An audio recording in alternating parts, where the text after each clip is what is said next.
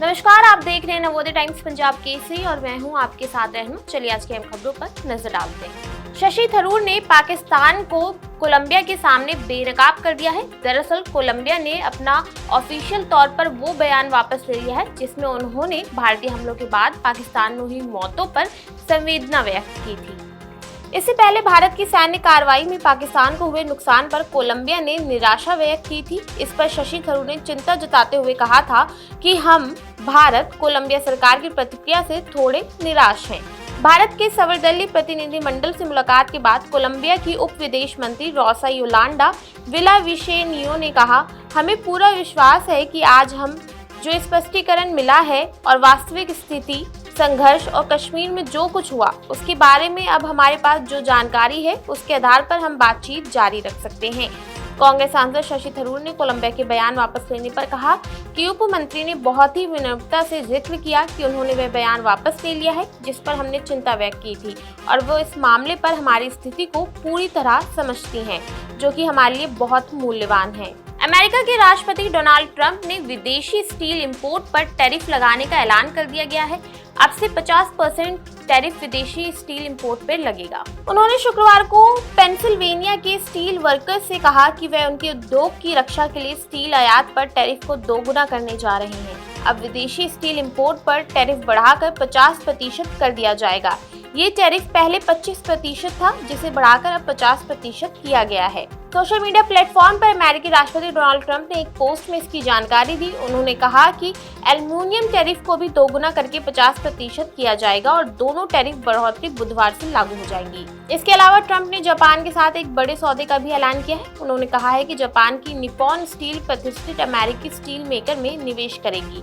हालांकि ट्रंप ने शुरू में पिट्सबर्ग स्थित यूएस स्टील को खरीदने के लिए जापानी स्टील मेकर की बोली को रोकने की कसम खाई थी, लेकिन उन्होंने अपना रुख बदल दिया और पिछले हफ्ते निप्पॉन द्वारा आंशिक स्वामित्व के लिए एक समझौते की घोषणा की।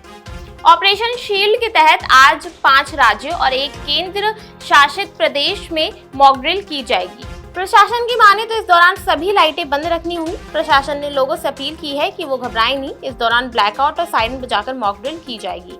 गृह मंत्रालय के निर्देश के बाद जम्मू कश्मीर, पंजाब, चंडीगढ़, हरियाणा, राजस्थान और गुजरात में मॉक ड्रिल होने जा रही है। इससे पहले सीमावर्ती राज्यों और केंद्र शासित प्रदेशों में 29 मई को मॉक ड्रिल होने वाली थी। हालांकि प्रशासनिक कारणों से इसे टाल दिया गया था। प्रशासन ने जनता से सहयोग की अपील की है। इस ड्रिल से इमरजेंसी प्रोटोकॉल का रिहर्सल होगा और जरूरी कमियों को पहचाना जा सकेगा। आपातकालीन सेवाएं जैसे एम्बुलेंस, फायर सर्विस और अस्पताल इस दौरान पूरी तरह सक्रिय रहेंगे। ऑपरेशन शील्ड के तहत होने वाली मॉक ड्रिल अमृतसर में रात 8 बजे से लेकर 8:30 बजे तक कराई जाएगी। चंडीगढ़ में भी रात 8 बजे से लेकर 8:10 तक ब्लैकआउट रहेगा। अमेरिकी राष्ट्रपति डोनाल्ड ट्रंप ने भारत और पाकिस्तान में हुए सीज फायर पर एक बार फिर क्रेडिट लेने की बात कही है। एक प्रेस कॉन्फ्रेंस के दौरान उन्होंने कहा, हमने भारत और पाकिस्तान को लड़ने से रोका। बता दें, ऑपरेशन सिंदूर के दौरान भारत द्वारा तमाम आतंकी ठिकानों को ध्वस्त करने के बाद भारत और पाकिस्तान ने आपसी सहमति से युद्ध विराम पर सहमति बनाई थी। हालांकि इसके बावजूद अमेरिका के राष्ट्रपति डोनाल्ड ट्रंप ने सीज फायर का क्रेडिट खुद लिया। एक बार फिर से अमेरिकी राष्ट्रपति डोनाल्ड ट्रंप ने भारत पाकिस्तान के बीच सीज फायर करवाने की बात कही। ट्रंप ने अरबपति कारोबारी और टेस्ला के सीईओ एलन मस्क के साथ ओवल ऑफिस में एक प्रेस कॉन्फ्रेंस की। इस दौरान उन्होंने कहा, हमने भारत और पाकिस्तान को लड़ने से रोका। मेरा मानना है कि ये परमाणु आपदा में बदल सकता था और मैं भारत और पाकिस्तान के नेताओं को धन्यवाद देना चाहता हूँ।